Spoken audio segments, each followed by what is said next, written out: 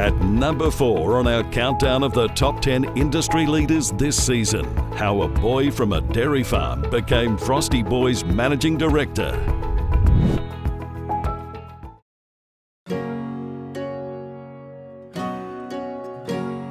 I grew up on a dairy farm, so I've been involved in dairy all my life. My family also did some processing, so got exposed to that. My career started off by doing both, the production side and the processing side, but ended up focused on the processing side. Frosty Boy started in Australia in 1976. There was 3 entrepreneurs on the Gold Coast. They had a fast food chain there and they were looking for a better quality soft serve ice cream. They established the first factory in Slacks Creek, quickly got a distributor network going across Australia and did that very successfully. Frosty Boy has always been focused on a very niche market. It was very well known for its soft serve ice cream in that dessert space. We later added a beverage range to that, and currently we've got a savory range as well that's focused on the cheese sauce market.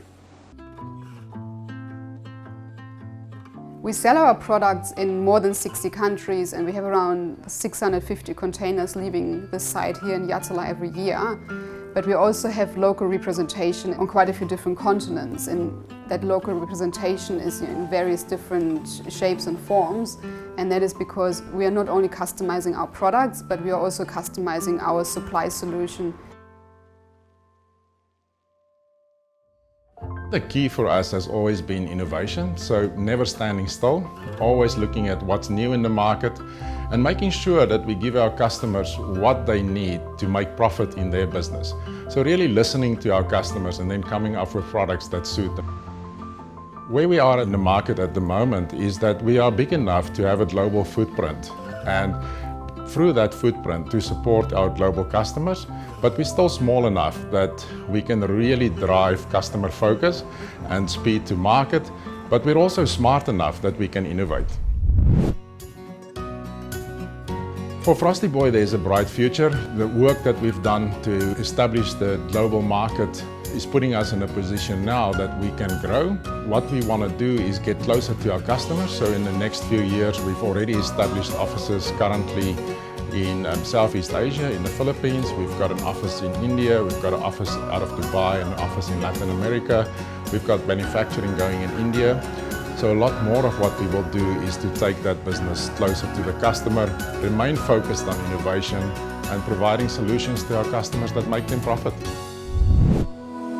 At number 3 in our industry leaders top 10 countdown, InStyle Solar CEO and founder Carl Brown's ability to read people built Queensland's leading solar supplier, now providing award-winning solar solutions to homes and businesses nationally.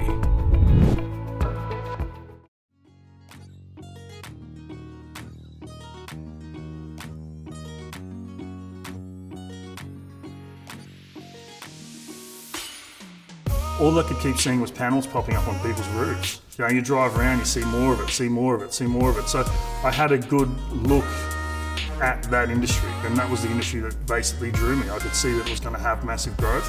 I knew I'd found the right industry, and I knew I could back myself, and you know, that's pretty well where it started from.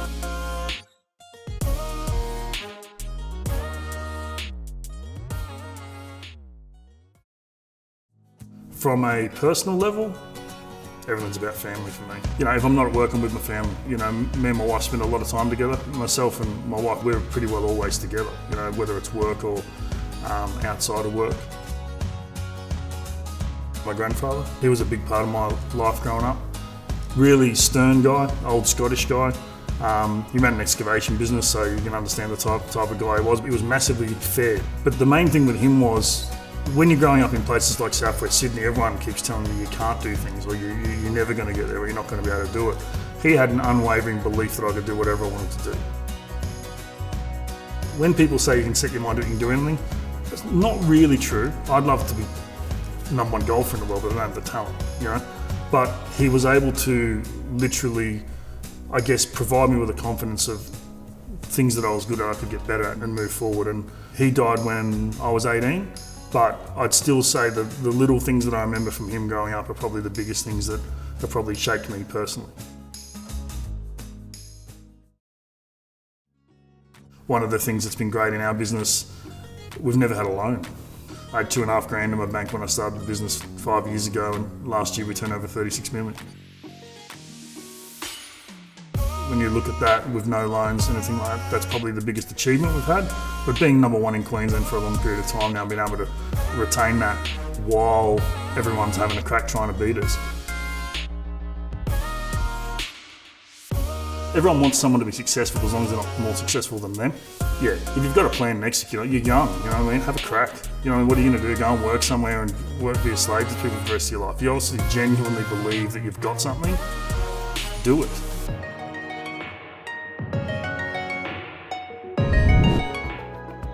Soon, we'll find out who's in the top spot on Industry Leaders' Best of Countdown.